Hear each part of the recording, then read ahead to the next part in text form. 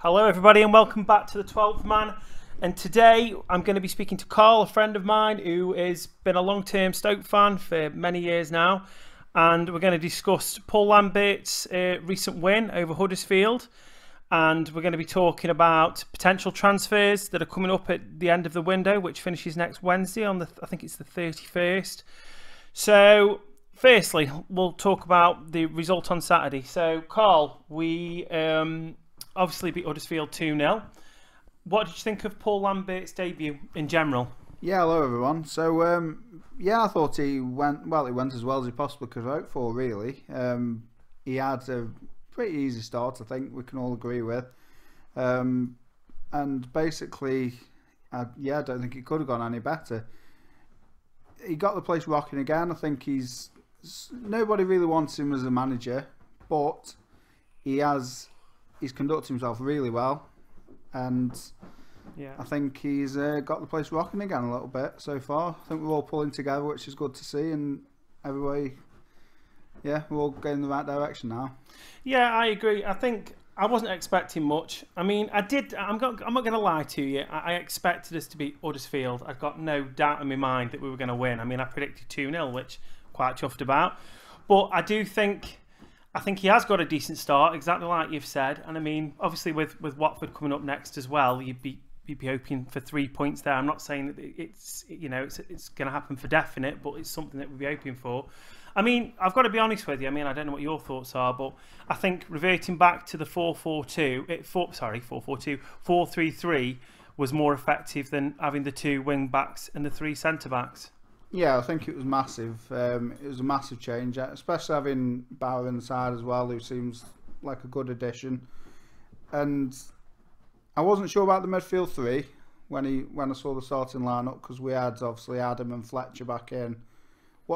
Whether Ireland just fell out from his time at Villa, or whether he just don't fancy him, I don't know, or whether he's just not fit enough yet. But you'd expect sort of to see him back in there, I think, over the next coming weeks. But yeah, we seem to be much better, especially Juve up front as well. Gives you a bit more pace. He's not the best finisher, as we all know, but he's definitely not a right wing back either, is he? So no, it's good to see him back up front as well. Yeah, I mean, you know, going back to what you were saying about the central midfield three, I mean, I was reasonably happy with the back four. I mean, to be honest, after the Bruno play, I thought Bruno played, you know, quite well against Manchester United, and on his day, and I firmly believe this, I think he's the best defender we've got in the club. But obviously, Zuma and Shawcross worked fine. I thought they played well together. But like I say, the midfield three, exactly like you say. I mean, I looked at the fact that he'd started with Fletcher and Adam, and obviously Joe Allen. I mean, personally, I wanted to see Jeff Cameron in the central midfield with, you know, because he's got a bit more legs about him rather than Fletcher. There's no pace. There's just no pace really with those three. I think going forward, you know, you certainly won't look to play that away from home. No, absolutely. It just wouldn't really give you much, to be honest. No. I mean, what would happen if Bojan come back and stuff like that? How would he go in? You'd have to go a bit more attacking then. But I think looking at Bojan, I think personally he'd be used only in a substitute scenario. And I'd imagine if, say, you're losing 1-0, you bring Bojan on, I think he gives you that bit of creativity. But in terms of starting, I don't think he'd start many games, personally. No, I agree. I think it's more coming off the bench, yeah. Yeah, okay, so obviously everything's all seems quite rosy at the moment. I mean, obviously it could be one of the, you know, the new manager scenario where a new manager comes in and there's a big lift. I mean, that could be the case, but we've got to see what happens over the next few weeks. I mean, Paul Lambert has come in, and for me, this is my whole opinion, he seems honoured to get the job. Well, we saw that in his celebrations. How he was celebrating. He seems like he really wants the job. He wants to do well, and he knows it's his last chance in the Prem. Yeah. And basically, you know, if we'd have sort of gone down the Koeman route, chucked a load of money at him, would he give a shit as much about Stoke as Lambert? Probably I not. don't think he would. This next question now. I mean, I don't know in terms of the whole story or if there's in fact 100% truth in it. I don't know. Obviously, the story of Saido Berahino at the weekend. Obviously, he's come to us, and we've had a few issues with him at our club. I know West Brom had a few issues at their club. What do you make of the the story regarding the prostitute. I'm just glad he's scoring again. I'll be honest with you. I think he might give himself a bit of confidence, really. Are you not disappointed that he's ended up getting up Birmingham when he could have ended up at Burslem for I'd say half the price? It wouldn't even be half the price. Yeah. Kobe's, you probably for £5,000? How about £5,000? You get about 50 women, wouldn't it? Yeah, I think so. Yeah, if not more. Yeah. No, but in all seriousness, I mean, this thing with Saido Berahino, I mean, obviously, he's in terms of striker signings, he's the highest fee we've ever paid for a striker. I mean, what's going on in his head? I mean, for me, I just can't understand why he'd put himself in the spotlight, especially with something like this, with a new manager coming into the club, and you'd think to yourself, he'd conduct himself better. I mean, we don't know when this has happened, and I mean, to be honest with you, the page in the middle we don't even know if it's true. I mean, it looked a bit like, I'm not going to lie to you, it looked like Joof to me. Sorry, Joof, if you can hear this, but no, it looked like Joof, but or maybe 50 Cent, I don't know, possibly. But no, so what do you think? Do you think Paul Lambert will do anything with Saido? Do you think he'll send him out on loan, or do you think you'll keep him at the club? I think he's going to keep him. We haven't got a great deal of options. I do think we need to sign another striker, somebody a little bit different maybe. But yeah, whether that'll happen, I don't know. We haven't got long left in this window now, but I think he'll keep him there. But I don't think he's going to do much more than he did under Hughes, if I'm perfectly honest. No, and I just can't see. I mean, when you're looking at you looked at Joof the other day, and yes, it's a point that you made earlier. I mean, Joof isn't the most naturally gifted player. Berahino, let's be completely honest. I mean, in the past, if we were talking about strikers that Stoke have had before, for example, let's say like Karl and I don't know, Mamadi Sidibe, in terms of natural playability, they've not always been the best of players, but they've always given you 100%.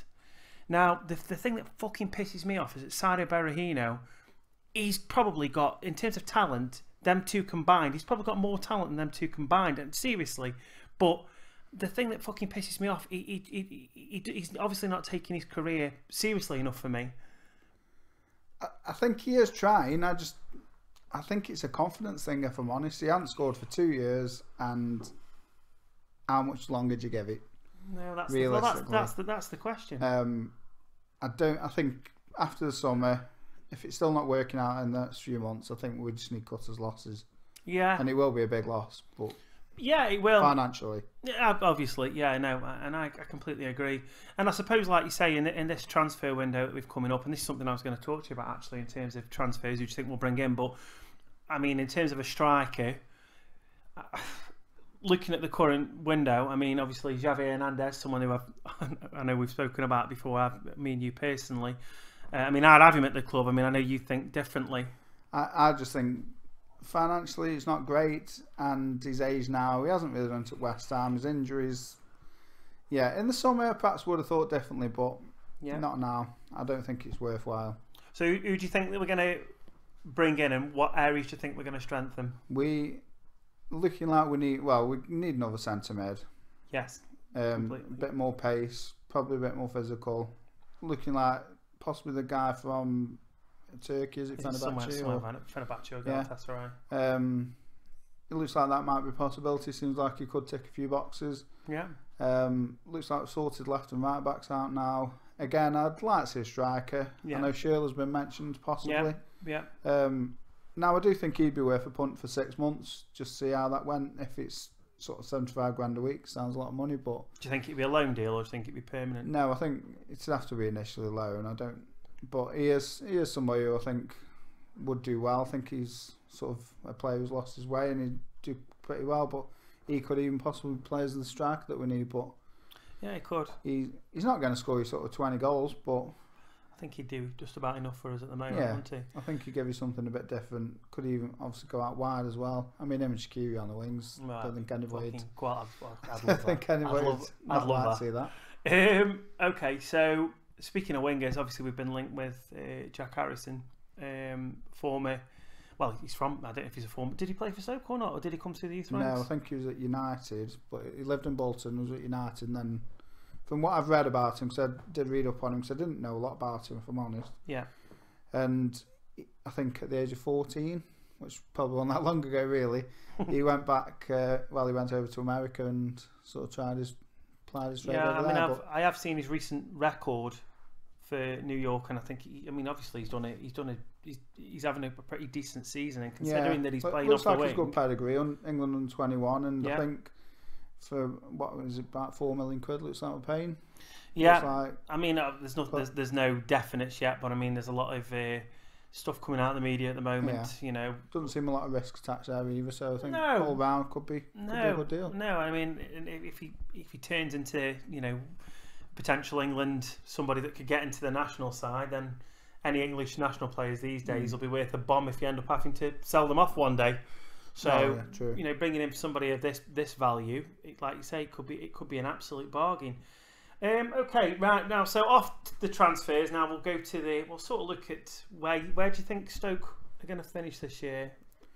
I'm a bit more confident we're going to stay up now. You know what? These next few weeks are key for me, as I'm sure they are for all of us. But we've got some winnable games. We need to pick up points from them. Yeah. The Premier League being how it is, it's a bit of a pick 'em really. Yeah. I'm sure we could ask everyone who's listened to this, and everybody picked 3 different teams. Yeah, absolutely. It's just absolutely crazy, the Premier League at the moment. But so you think we'll survive? Okay, so I think we'll survive solely because, as I have in previous years, there's 3 worse teams than us. I like to think. And I completely agree with that. I think there is definitely. But that's not me saying we'll go down because. Nobody is. No, it's the Premier League. It's something which I stated in a Facebook group recently. The Premier League is like a lottery.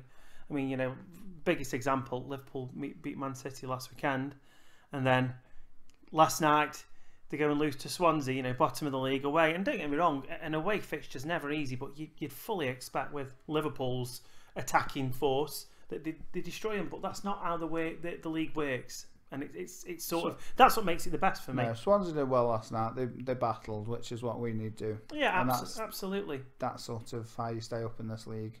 Okay, so all right, what position do you think we'll finish then? I'm going to go 15th.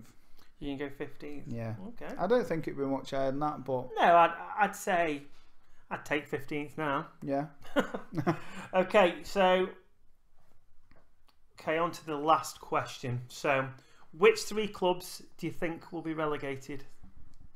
I think, looking at the Premier League table, I'm not so sure about Swansea. I know they've won last night and stuff, but they do seem like they picked up since the new manager's come in. Yeah.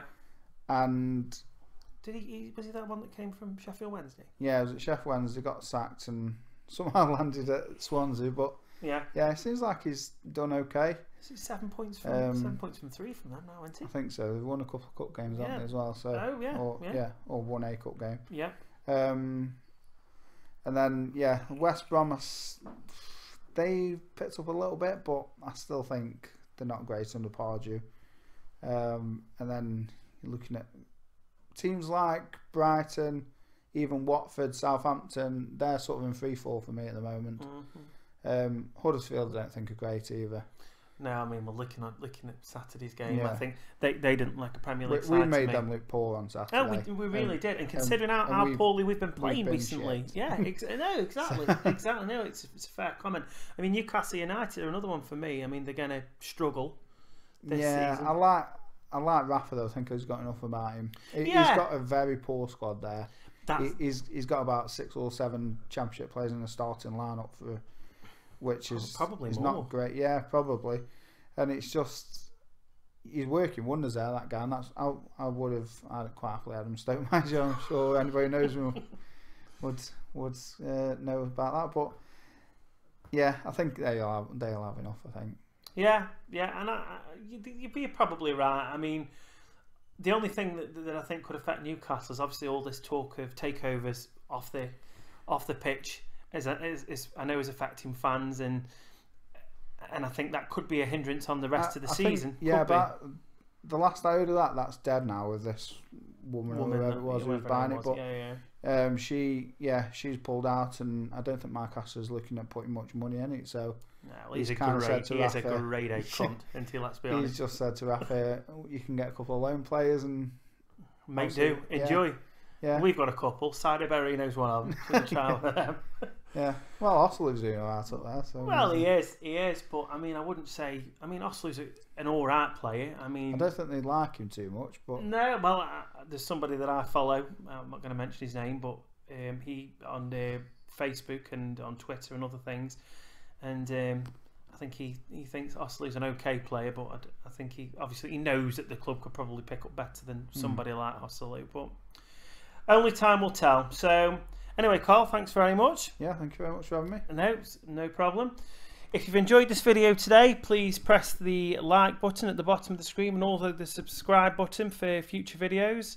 So, thanks again, everybody. See you soon. Have a good one.